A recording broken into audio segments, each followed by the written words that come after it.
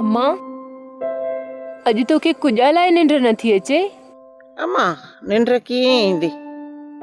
सालनि पुॼां तुंहिंजे भाउनि जी ख़बर पई आहे त ज़िंदा आहिनि, पर वरी जेल जो ॿुधी डिॼी पई वञा। बचड़ा वीचारा जेल में अलाए कीअं हूंदा, उन्हनि खे मानी मिलंदी हूंदी अलाए त न, अलाए पट ते सुम्हंदा हूंदा, हंधि बिस्तरो बि मिलंदो हूंदुनि अलाए न। जंहिंजो नालो जेल आहे उते सुख कीअं हूंदा, पर वरी बि जीअण लाइ उन्हनि खे अन्न पाणी त ॾींदा हूंदा न। अब्बा अहां खे बि निंड नथी अचे? धीअ मूंखे निंड कीअं ईंदी? जहिड़ो माउ जो रूह हूंदो आहे न, ओड़ो ई पीउ जो बि। आउं रुॻो इहो पियो सोचां त आरब ऐं असलम खे इंडिया जी जेल मां छॾायां कीअं। ॻाल्हि ॿुध, तूं एनचोस वारनि सां ॻाल्हि कर, ॾिस मन को उहे ई रस्तो कढनि। ए नको, आउं उन्हनि जे साम्हूं कीअं न वेंदुसि?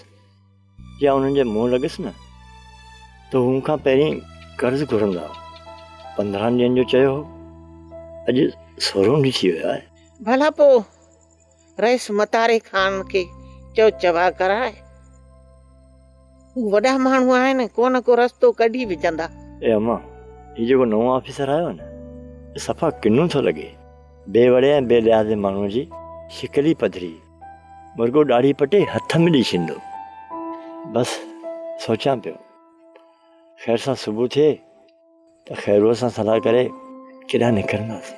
अब्बा तूं हुननि खे चइजे त आरब ऐं अदा असलम ईंदा न त असां हुननि जा सॼा पैसा हुननि खे भरे ॾेई छॾींदासीं।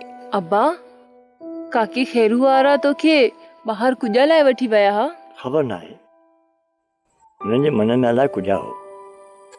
अञा ॻाल्हि थी कनि त मथां नींगर अची ख़त ॾिनो। कहिड़ी ख़बर आहे अब्बा?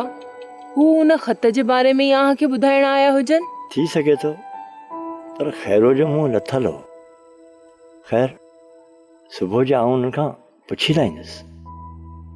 सब्सक्राइब कयो असांजो official YouTube channel Sindh TV HD drama ऐं वधीक अपडेट लाइ बेल आइकन खे क्लिक करियो।